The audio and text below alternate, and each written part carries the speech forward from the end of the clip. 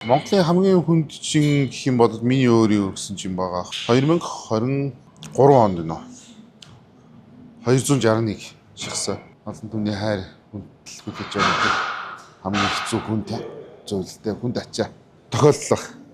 Багш Шарвын сайхан гэж байсан. Тэгтэл манай болохоор бас Шарвын их хоёр гээд 2015 онд ерөнхийдөө нэг сонголт тулсан л да. Ажлаа хийгээд явах уу, тамирчнаа хийгээд явах уу? Өөрийн хүчээрээ өнөөдөр хаа өгөх вэ гэдэг л чухал болохоос ш. Заримдаа ингээд Эрдэнтийн дугаартаа машин явахад аюу их баярлагдав. Гоё харагддаг, дотн санагддаг. Миний аав хөвсгөлийнх, ээж увсынх, би Эрдэнтдэг усны нэрийг л өндөр дөрвжэвэл тэгэл олж байгаа юм л да. Мэдээ чи ингээд өглөө басаад ингээд нүүр гараа угааж явахдаа хүртэл ингээд аавын царай ингээд надаас өөрөөс харагддаг байхгүй. Аавын хүү ишүүл гэж ярьдаг. Тэгэхээр тэгэл дотор ингээл унаа ш таас. Аав өнгөрснөөс хойш нэг юм ойлгосон л доо. Аав гэдэг хүн бол эр хүн хиймэрийн уул юм байна л гэж ойлгосон. Түмний нэг зураг контент.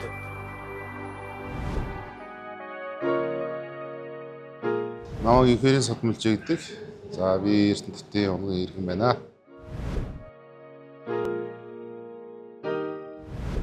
За энэ спортоор 2000 оноос эхэлчихсэн. Өмнө нь бол яг хөл маань зүгээр ээж явах үед бол яг зодоноор нэг хэсэг явлаа. Тэгээд Дашгомын Батулга гээд жудогийн дасч болж багш дээр бас жудо бөхөр барилдаг байлаа, явдаг байлаа. Дараа нь тэгээд хөлөө гимтээгээд тэгээ нэг оншин доторхгүй яваа. Тэгээд хөлөө одоо яалч нэг тайруулах асуудал болсон л доо. Тухайн үед ч одоо бас л юм бүдүүлэг байсан шүү дээ. Юмд бол тайр наавна гэж тэгдэг байсан. Тэгээд одоо хөлөө тайруулсан. Тэгээд 2000 оноос эхэлж яг энэ пауэрлифтинг спортоор хичээж эхэлсэн л дээ. За миний анхны багш бол Шарвын их сайхан гэж олон улсын хэмжээний мастер тийм багш байсан. Миний багш 2017 онд бүхэн болсон. Тэр үртлээ бол багшаараа одоо энэ пауэрлифтинг спортыг заалгаж явсан да. Манай талигч багш бол Балгарт яг хөндийн хөргөлтийн чиглэлээр Болгарын биенэрийн дэд сургуулийг төгссөн байсан. Хамгийн анх 2001 онд яг энэ Паралимпийн анх дугаар наадам гэж Монголд нэг явсан юм а. Спартакиад энэ хөгжлийн бэрхшээлтэй хүмүүсийн спортын наадам гэх юм уу. Тэрэн дээр яг энэ төрлөөр ороод алтан медаль авч ирсэн. Тухайн үед чинь 52 кг жинтэй 130 шахаж ирсэн. Тэгээд төрүүлж ирсэн. Тэгээд тэрнээс хойш урам авсан л та юм бол болох юм байна. Тэгээд яг хөө мэдээж нүүний тэр үед чинь 10 жилийн хүүхдээс учраас 10 жилээ төгсөн дараа нь ихтэй сургуульд орно тий мэдээ боловсруулалтын тэгээ явж буцаад энэ спортод орсон л доо орсон түүхэн их сонио 2002 онд нөгөө Ганди тухайн үед нөгөө улсын хурлын гишүүн Ганди гишүүн юу яасан Японд юм хөгжлийн бэрхшээлтэй хүүхдүүдийг ингээд нөгөө урлаг спортоор амжилт гаргасан хүүхдүүдийг Японд нэг авч явсан. Тэрэнд нь яваад ирэх хооронд манай багш яг талигч багш маань Австрали руу ажиллаар яваад. Тэгээ багштайгаа холбоо тасраад 7 жил. Тэгээ 2009 онд автобусын дотор талигч багштайгаа тааралдаа. Тэгээл чигтүүлэл буусан да. Тэгээл заал руу ороод өргөөдөх гэсэн багшаа би одоо бэлтгэлийн хувцас байхгүй. Тэгээд таныг явсанаас хойш одоо 7 жил өнгөрлөө. Нэг ч удаа штанг бариагүй. Би энийг даах юм уу гэсэн. Хүнд сэтгэл зүй гэдэг зүйл маш чухал байх хэрэгтэй. Хүн дайчин байх хэрэгтэй. Чи дайчин сэтгүүтэй хүн мөн үү биш үү? Чи энийг өрг гэд. Яг би хамгийн сүүлд 130-ыг шахаж исэн. Тэгээд 7 жилийн дараа багш маань харалтаа заал руу чирээд чиргэн олохгүй дооруулаад тэгэл би халаалт хийлгэж явж байгаа л 130-ыг ухсраал тэгэл за энийг өрг гэл. Тэгэл багш маань ажиллаад юу яасан. Тэгээд яалчгүй 7 жилийн өмнө өргөжсэн 130 кг жингээ буцаагаад өргөжсэн л дөө. Тэгэл за чи энэ харж ийн хүн сэтгэл зүй хүн дайчин байвал одоо бүтэхгүй юм гэж байхгүй. Чиний ирээдүг эрэлтэй байна. Чи буцаад бэлтгэл сургуультай ороо гэдгсэн. Тэгээд багштайгаа хийсэндээ буцаад талигч багштайгаа. Тэгээ 2017 онд багш маань мөрхөн болсон. Мөрхөн болохоос өмнө одоогийн Монголын пауэрлифтинг холбооны ерөнхийлөгч Улсын гавьяа тасч болж Ташийн Батулга тасч болж байсан. Тэгээд 2017 оноос хойш өнөөдөр хүртэл явж байна да. За пауэрлифтингийн спорт маань хэрэгэлтэй болон хэрэглэхгүй гэж хоёр янз байгаа. Гурван төрөлттэй ерөөсөө суун, шахан, татна, тэгээ нийлбэрийн медаль. За төрөл тус бүртээ медальтай. Тэгээд дээрээс нь ганцхан шахалтын төрөл нь дангаараа явагддаг. Дангаараа явагддаг. Классик болон экопид гэж хоёр хуваагддаг. Дэлхийн аварган ч гэсэн бас тэгж явагддаг байгаа. Монголын хамгийн хүндчин гэх юм бол миний өөрийн өгсөн чинь байгаа. 2023 онд нөө 261 шахсан. Тэрний өмнө 2002 оны Казахстанд болсон дэлхийн авар шалруулах тэмцээнд 260 шахсан. Тэгээд дараа жил буюу 23 онд нь 261 болгосон улсын рекорд ба.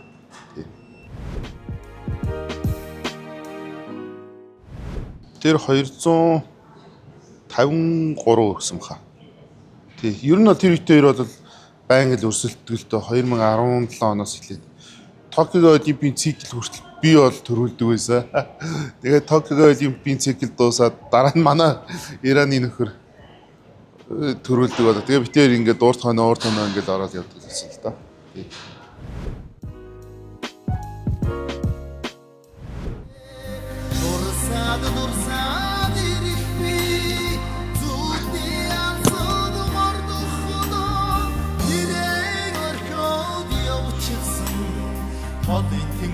Имэлтэй. Жоо хаагаас.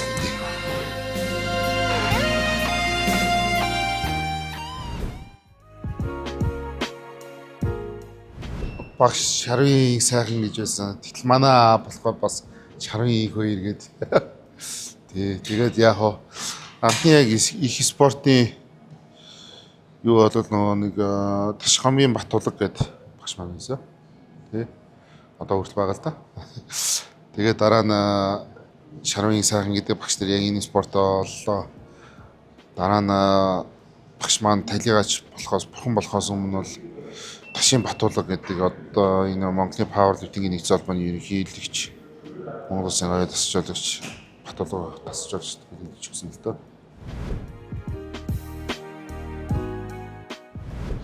Байлал нэгцүүлтэй. Энэ чинь тэгээд ер нь бол хамгийн хэцүү нь бол тэгээд мэдээж монголчууд ярьдэн шүү дээ. Нэр хуурахаас ясуур гэдэг юу гэдэг шүү дээ. Тэгэхээр нөгөө нэр хүндэл юм да. Ер нь бол тэгээд олон түмний хайр хүндэл хүлээж байгаа хамгийн хэцүү хүнд зүйлтэй хүнд ачаа. Өнөөдөр бол одоо хинч бишээсэн бол тэ захын годомжинд гараад ойрлоход бол хинч тоохгүй зү. Өнөөдөр ийм алдар нүндтэй нэр хүндтэй болоход годомжинд гараад нэг галцууч юм шиг те ингээд солиотой юм шиг ингээд үйл гаргаад ойрлоод чарлаад явбал хүн юу гэж бодох вэ? Нөгөө жинхэнэ сайн үлгүүд уурал үзүүлэх хүн маань ингээ явж штэ гэх шийдэ. Ярин шүү дээ те. Тэгэхээр нөгөө төрүүлээд нөгөө гавьяа шангил тэгээд дараа нь хов хүний нэр дуудагдаж ир. Мэдээж нөгөө одоо эцэг их хоёр талаас таньдаг хүмүүсүүд байх юм бол тэрний хөвгөл гэж ярина штэ. Ер нь бол тэгээ нутаг ус ярина штэ.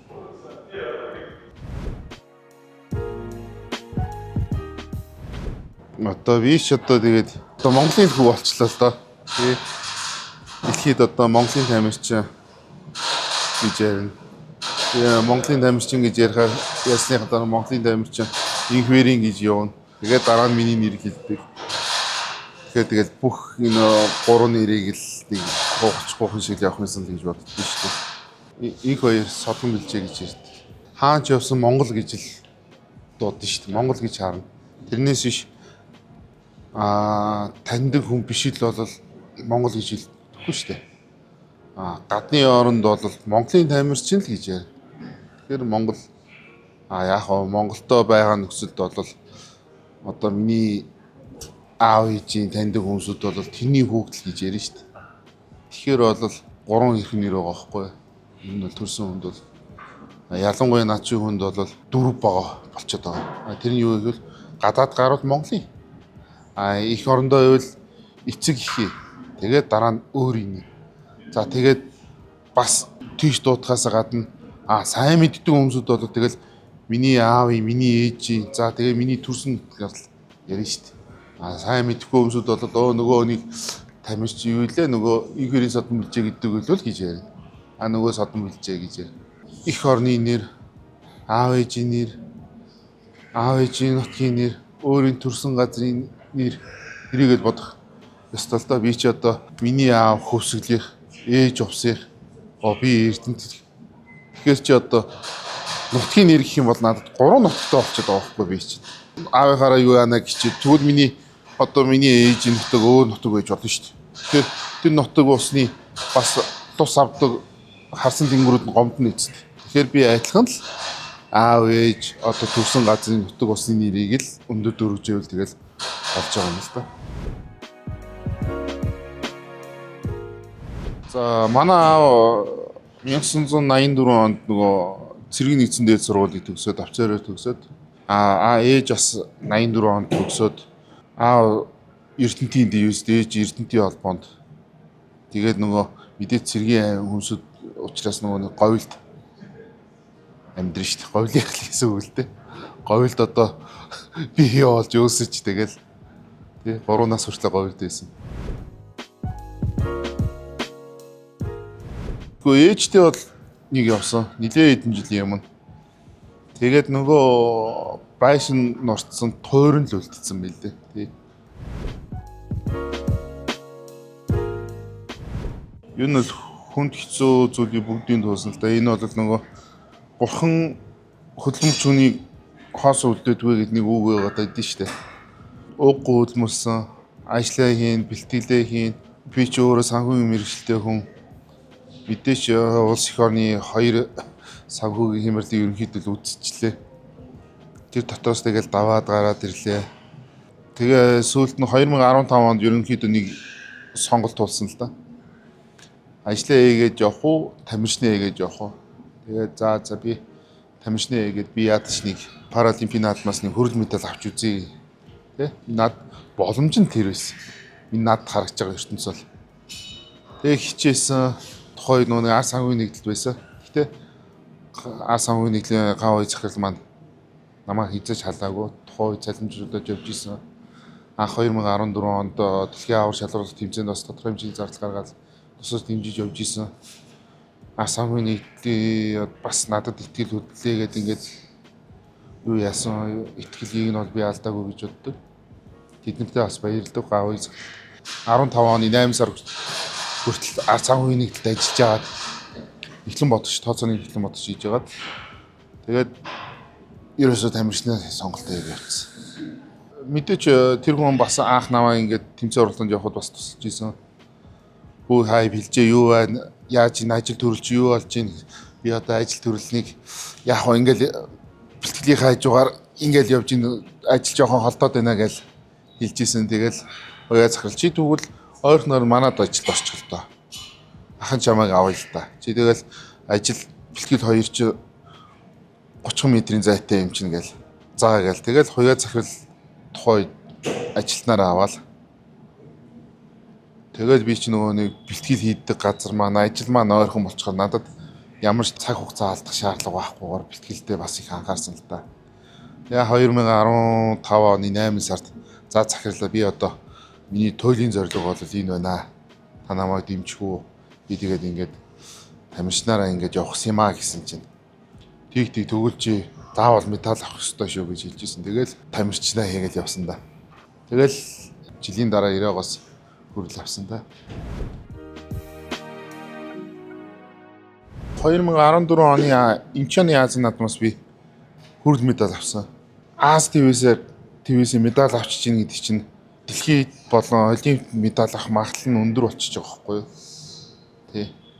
Тэгэл ерөөсөө тийм боломж байгаа юм байна, болох юм байна гэл бас 14 он дэлхийн аврах шалралт тэмцээнд орсон. Тэгээд 7 дугаар хайнд орсон. Эхний 8 тамирчинд ирэх олгосон. Тэгээд би 7-д орсон. Тэгээд дараа Азийн наадамд орсон. Азийн наадмаас би хүрэл авсан. Тэгэл ерөөсөө би бэлтгэлээ хийх юм бол ерөөсөө л ойрхон байна гэдэг. Талич багш маань ч гэсэн хэлсэн. Тэгэл зүтгсэн дээ. Өнөөдрийн содон бэлчээ гэдэг хөө ингээд тий бүтээсэн байна. Өнөөдөр ингээд явж ин да. Өндөр амжилтанд хүрэхэд ганц миний хүчин дүндээ байгаагүй. Мэдээж ар гэр гэдэг бол номер 1 тийм үү? Ар гэрх нь бүх асуудлыг шийдээд хоосон оногч шүү гэж гомдлохгүй байгаа шүү дээ. Тэ? За миний хөө зүтгээрэй. За зүтгээрэй. За чи шүү гэл. Мэдээч бас нэг тодорхой хугацаанд ингээд спонсорлоо, дэмжээд тэмцээн уралдаанд ингээд ороход тэ дэмжижсэн хүмүүсүүд байлгүй яг зөндөө олон байгаа. Мэдээж нөгөө тэр бүхэн чи хязгаартай. Яа тэгэхээр хүн амжилт гаргаад ирэнгүүт нөгөө хэд маа надад айгүй гоё юм билжсэн. Тэгээд би тэрнээс их айгүй хурам авч ирсэн. За бэлжээ. Чи Олимпос хүрэл медаль авчлаа. Паралимпийн наадаас хүрэл авчлаа.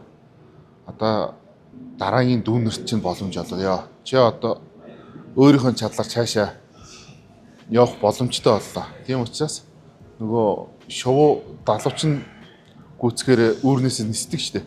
Яг тийм боллоо гэж хэлж ирсэн. Тэгээд ерөнхийдөө бүх газарт маань спонсорынхоо өв зогсоосон.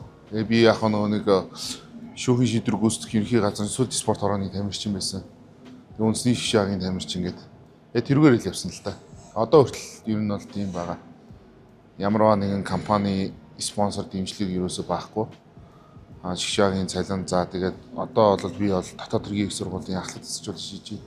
Гэтэ гоё. Яа тэгвэл өөрийн хүчээрээ өнөөдөр хаа авах вэ гэдэг л чухал болохоос ш бусдын дэмжлэгээр би тэнд хүрсэн шүү гэхгүйгээ. Тэ? Мэдээж ээч өө ирэл хайж штэ. Тэ? Хүний амьдрал ер нь бол хинч бол нуугаад ах зүйл биш. Миний аав ээж хоёр амьдэрсэн тэр хоёр болохгүй болоо салсан. Мэдээж би ээжтэйгээ хот руу шилжсэн. Тэгээд намайг өнөөдрийн өдөө хүртэл миний хайж тийм байна, миний ээж байна. За мэдээж хүн юм чинь алтан он бас л тэ. Би хүүтэйгээ үлдсэн. Тэгэл ээж хоёр маань байсан. Тэ. Энэ бол тэгэл мэдээж амьдрал баялаг. Сүүлийн хэдэн жил бас нэг аавтайгаа нэг өнгөрөхөөс өмнө холбоотой заримдаа ч аав хотод хүрээ дээр хажууд бай гэж хэлдэг байсан. Тэгээд аав ерөөсөө өвгөнд ордгоо зөрүүлээд ирдгүү байсан. Тэгээд за гэл тэгэл одоо нөгөө мэдээж одоо өөрийнхөө байгаа сурцсан хүнийг бас тэгээд хүчлээд байхад аягүй хэцүү. Мэдээж ингээд өглөө босоод ингээд нүүр гараа угааж явахдаа хүртэл ингээд аавын царай ингээд надаас өөрөөс харагддаг байхгүй. Заримдаа бол хэцүү үгүй. Тий. Тэгээд ингээд яг ингээд Эрдэнэтэд ингээд ирэхээр Эрдэнэтийн ингээд яг аавын ингээд таньдаг аавтай найз нөхөд байсан хүмүүсүүд аавтайгаа адилхан болж байна. Аавтайгаа адилхан ярьж байна. Аавын хүү ишүүл гэж ярьдаг. Тэгэхээр тэгэл дотор ингээл унаа ш таас. Тий. Аав өнгөрснөөс хойш нэг юм ойлгосон л доо. Аав гэдэг хүн бол эр хүн хиймэрийн уул юм байна л гэж ойлгосон. Тэр хүний тус дэм байна уу, тий? Хамаахгүй. Аав байна гэдэг чинь л аавтай байна гэдэг чинь л тэр үр хүүхдээ муу юмнаас хамгаалж идэг юм уу? Тэндээ шүгж идэг. Юусаа л хиймэрийн уул юм байна л. Аав гэдэг хүн байхгүй болоо хиймэрийн уул нурлаа. Өөрөө хиймэрийн уул болно гэдэг чинь бас амар том хариуцлага юм байна гэдгийг л ойлгосон л доо.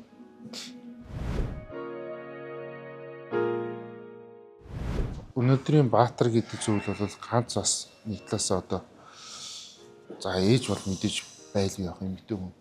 Гэтэ хүн өөрөө бас хичээж байгаа. Тэрийг тасалжуулж байгаа. Манайхан нэг ийм нэг жишг байгаад байна л да нийтдээ ерөнхийдөө яриад идэх зүйл бол юу вэ гэхээр амжилттай эр хүний ард эмэгтэй хүн гэдэг. Хүн өөрөө хичээхгүй байлж амжилт тэр хүний ард 1000 эмэгтэй хүн 1000 сайн тасалжуулж 1000 сайн улсын шгшээ байгаад нэмэргүй шүү дээ. Амжилт гарахгүй шүү дээ. Тэгэхээр энд чинь олон хүчин зүйл нөлөөлж байгаа байхгүй. Нэгт одоо ар гэрээ асуудал. Миний амжилт 100% байлаа гэхэд 30% ар гэрээ асуудал. За 30% миний өөрийнх. За 30% тасалжуулагч их. Тийм үү? Ингээ 10% үлдэж шít. 10% нь одоо санхүү хөрөнгө мөнгөний асуудал юм. Жишээ одоо энэ бүгд тахгүй. Эдгээр чинь ингээл олон талаас одоо спонсор эдгээр чинь нийлж ингэж энэ чинь нэг цол болж ижил тэр хүний бүтээж байгаа болохоос биш ганц эмэгтэй хүн ч юм уу ганц дасалжуулагч ч юм уу ганц жишээ баг байгаа тэрийг бүтээж чадахгүй байхгүй. Энд чинь цул юм баггүй юу? Энэ цул юм болохын тулд эн чинь олон талаас нь эргөөж, тойрож, эвлүүлж ингэж бүтээж иж эн чинь бий болж байгаа болохоос биш тийм зүйл биш байхгүй. Энд чинь бүх талаараа бүх хүмүүсийн оролцоо байж ижил өнөөдрийн одоо ямины хувьд бол содон бич гэдэг хүн бий болж байгаа. Эрдэнтийн иргэнээс л нэр үндэ дээш авч явж үдэ. Эрдэнтийн гэдэг нэрлэгж байгаа хүнээс л их юм шалтгаал тий. Одоо жишээ нь ингээд би Улаанбаатар хотод амьдарч байгаа гэж бодоход заримдаа ингээд Эрдэнтийн дугаартаа машин явахад аюу их баярлаг гоё харагддаг, татан санагддаг. Тэгэнгүүт нөгөө хэд маань зарим нэгүүд нь бол сайхан орх явна штэ. Дөрмжирчээ. Тэгэнгүүт өө энэ одоо нутгийн нэр унгаагаад тэгээд би тэгж бодож байгаа юм чи бас нөгөө өөр хүмүүсд бас юм уу нөгөө өдөөний Эрдэнтийн юм одоо ягаад дөрмжирчээ яваад байна гэж бодол бас муухай зү. Тэгэхээр бид бүгдээрээ хаач явсан соёлтой бай. Тэ Эрдэнэт гэдэг нэрээ өндөр дөрвөж явъя. Эрдэнэт хотын маань үүсгэн байгуулагдсны 50 жилийн яваа болж байна. За энэ хүү хотын маань үүсгэн байгуулах бүтээх энэ бүгд гар бие оролцож зүтгэсэн уугуул суугуул ажил хийгээд явж исэн. Тэ ажилчин хүмүүсүүдтэй өдөрлгүүд бүх хүмүүсд одоо энэ Эрдэнэтэй гэдэг холбоотой бүх хүмүүсүүдтэй Эрдэнэтийн 50 жилийн мэндийг хүргье. Та бүгд маань эрүүл их уртнаас удаан жаргаарай. Нийт эрдэнэтчүүдтэй 50 жилийнхаа сайхан тэмдэглэл сайхан хүүхдээ эрдэнэтчүүдтэй 50 жилийн мэнд хүргье. Түмний нэг зураг контент